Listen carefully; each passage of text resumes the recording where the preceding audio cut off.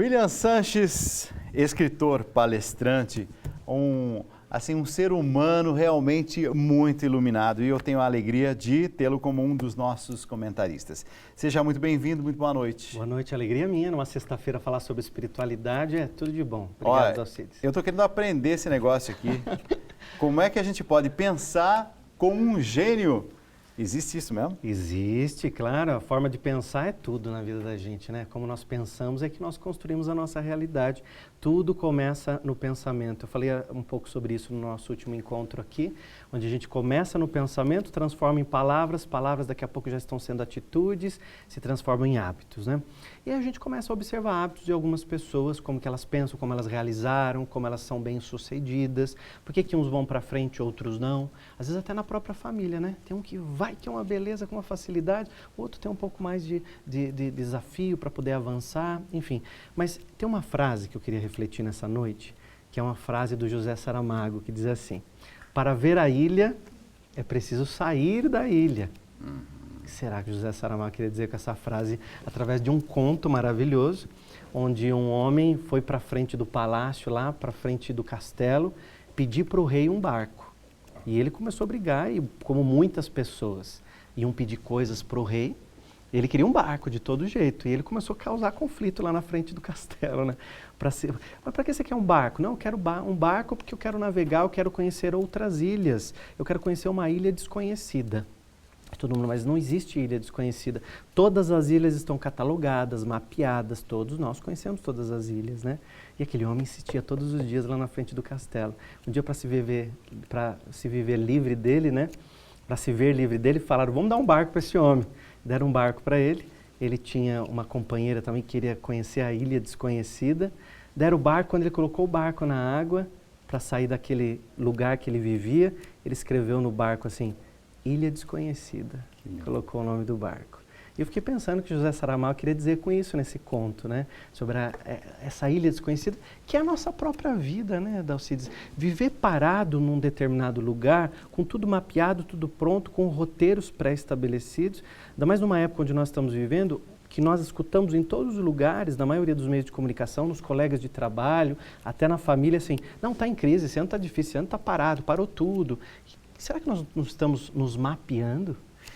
Ô, William, você está falando, e eu viajei agora, assim, uma viagem legal. Você estava falando e eu estava pensando assim: nossa, às vezes a gente não consegue ver direito a situação porque a gente está muito próximo. No olho do furacão. Não é? Dá assim um distanciamento que às vezes você pode olhar a mesma situação que está ali envolvido no dia a dia, de repente com um pouco mais de destacamento, você tem aquela tranquilidade para poder olhar e encontrar inclusive soluções. Verdade, porque quando nós estamos no olho do furacão ali falando: eu tenho muito problema, não tenho mais saída para aquilo, eu não consigo enxergar. Então, sair da ilha para ver a ilha.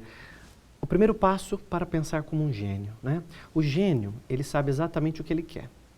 Mas como é isso? Quando eu quero chegar com aquilo, né?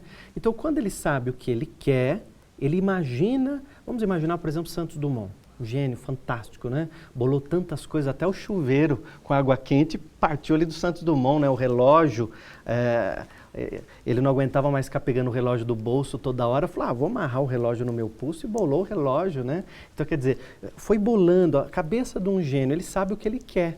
Então, eu queria um relógio aqui, né? Do que ele precisa. Do que ele precisa. E sabe daquilo que está fazendo falta. E não fica esperando pelos outros. Imagina Santos Dumont pensando assim: puxa, eu quero ou criar um equipamento, ou pode existir alguma coisa que me faça voar. Quando ele falou isso a primeira vez, acho que todo mundo deve estar falando: você é louco, não é? Todo gênio é tido como um louco, né? Porque ele fala coisas que não existem, que as pessoas não vão acreditar, porque não está ao alcance do olhar delas. E o que acontece? As pessoas falam: não, imagina, isso não é possível. Já te bloqueia, né? Então, o Santos Dumont foi insistindo, bola de um jeito, bola de outro, espetacular. E o que eu acho mais bonito do avião, que a gente pode criar uma metáfora, né? Bonita, porque ele não voa a favor do vento, voa contra o vento. Então, cabe exatamente para a época que nós estamos vivendo. Tem muita gente esperando o vento favorável para decolar. Será que nós não podemos decolar contra o vento, né? O avião só sobe porque ele pega uma velocidade incrível contra o vento, e essa pressão faz com que ele levante. Santos Dumont descobriu isso, né? Então, essa inteligência de pensar. O mais bonito do gênio é que ele faz duas coisas contrárias, né? A primeira deles é que hoje a gente fica falando assim, eu preciso ter as coisas com muita qualidade, não quantidade. O gênio, primeiro, ele faz o inverso. Primeiro é muita quantidade para chegar em uma qualidade, né?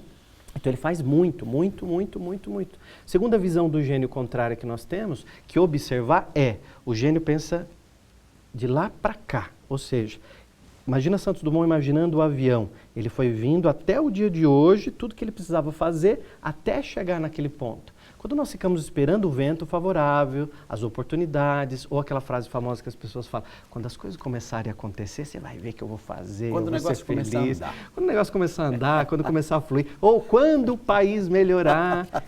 Desde que eu nasci, eu estou ouvindo que o país é difícil, que existe político corrupto, que não dá mais para viver aqui, que é melhor morar fora. Você também deve ter ouvido muito isso, né? Mesma coisa, nós somos da mesma geração e ouvimos as mesmas coisas.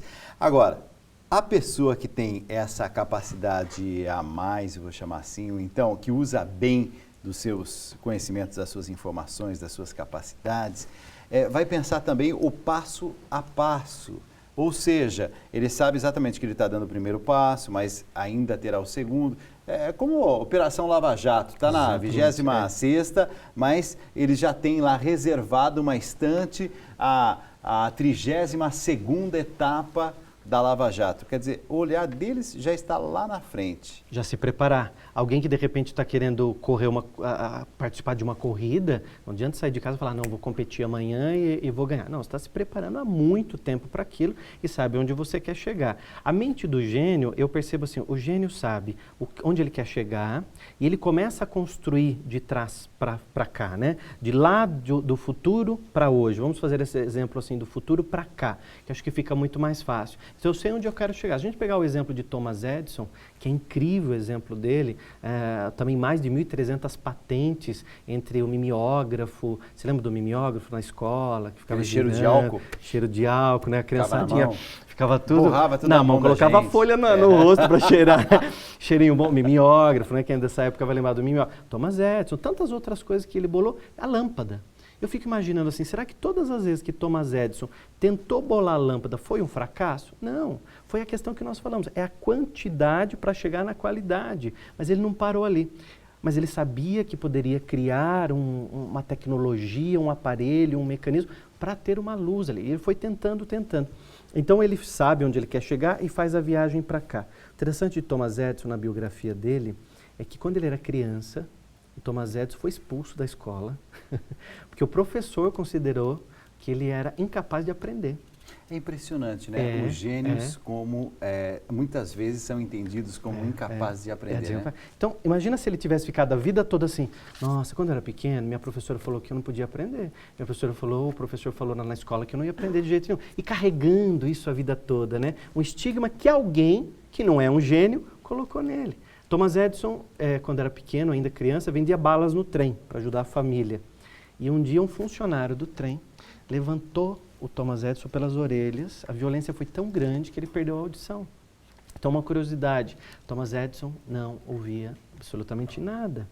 Um dia, lá trabalhando no seu laboratório, um amigo chegou e ele com aparelho, né, auditivo, um amigo falou assim, Thomas, nunca te atrapalhou o fato de não ouvir? E ele ali trabalhando, ouvindo, ele falou assim, de maneira alguma. Isso me ajudou, inclusive, a não ouvir tantas inutilidades do mundo. O meu pai dizia isso. Meu pai tinha um probleminha assim de ouvido, né? E a gente falava, nossa, dá a impressão que às vezes ele ouve direito, às vezes não. Quando quer, né? Eu vou administrando, não é isso? Pessoas sábias fazem isso, vão administrando essa certa surdez. Exatamente. Né? E não ouvindo a inutilidade, você escuta a sua voz interior. Você escuta, ao invés de ficar ouvindo o barulho do mundo, escuta você, onde é que você quer chegar, quais são os seus sonhos, os seus projetos e trace isso. Se você quer ter um restaurante, legal, imagine o dia da inauguração do restaurante. O que você está fazendo um dia antes? Um dia antes eu estou comprando comida, estou fazendo a limpeza. Tá, e o outro dia? E o mês anterior? E em um ano? Quanto tempo você quer chegar lá? Você faz o traço, escreva, faz o mapa do futuro para cá. E hoje, qual é o primeiro passo para ir em direção ao teu sonho? Perseverança, ser persistente naquilo que a gente faz, mas um pouquinho de ousadia também, eu acho que é bem típico do gênio, é isso? Ousadia é incrível, porque o ousado ele consegue dar um passo além onde as pessoas não estão conseguindo chegar. E ficam presas, girando na própria dificuldade. Eu tenho percebido muitas pessoas que vão ao nosso espaço lá em São Paulo, espaço Alegre Um Vivo, onde eu atendo, e às vezes a pessoa chega assim e fala, olha, eu estou com uma angústia, estou com uma tristeza, minha vida está com dificuldade, assim, assado. Aí eu faço a pergunta, o que você quer no lugar do que você está vivendo hoje? Então, porque lá em casa está difícil, meu marido, minha filha. Quando eu faço a pergunta de novo, o que você quer no lugar? Dalcides, as pessoas têm dificuldade para dizer o que elas querem no lugar daquilo. Não, eu quero ser feliz. Tá, mas o que é ser feliz para você?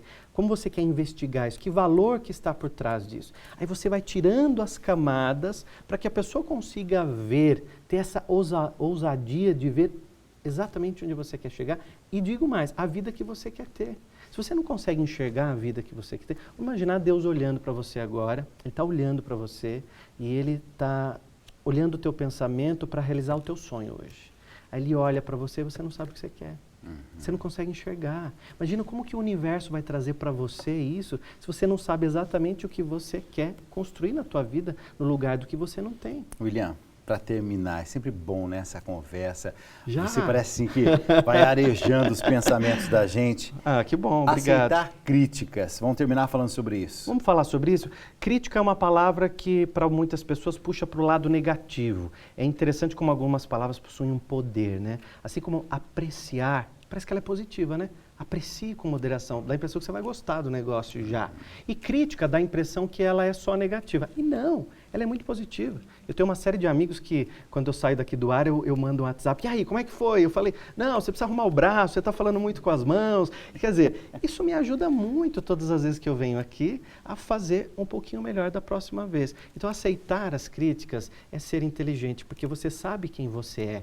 Então você não precisa ficar provando, não precisa ficar chateado. Aquela frase assim, imagina o que você me falou, me deixou para baixo, porque você me fez me sentir inútil. Não, eu não fiz você se sentir inútil, você já estava se sentindo, né? Então não precisa disso. Quem sabe quem é, não precisa ficar provando para ninguém, pronto. Ó, você que está me acompanhando agora está dizendo assim, nossa, eu queria ouvir mais ele falando todas as manhãs. Pode ouvir. Pela Rádio Boa Nova. Rádio Boa Nova, todas as manhãs, das 6 às 8 da manhã, pelo AM 1450, para o Brasil todo, pela internet. Só entrar no meu site, williamsanches.com.br, sabe do programa. Aliás, eu gravei um vídeo no YouTube falando sobre isso, então a gente pode continuar esse papo depois do programa. Amigo, eu quero te agradecer. Muito Gratidão obrigado, minha, né? sempre. Esse jeito, esse carisma que tem de falar de uma forma clara e de tocar o coração da gente. Escritor, palestrante, William Sanches. Obrigado por ter vindo. Eu que agradeço. Gratidão eterna a vocês.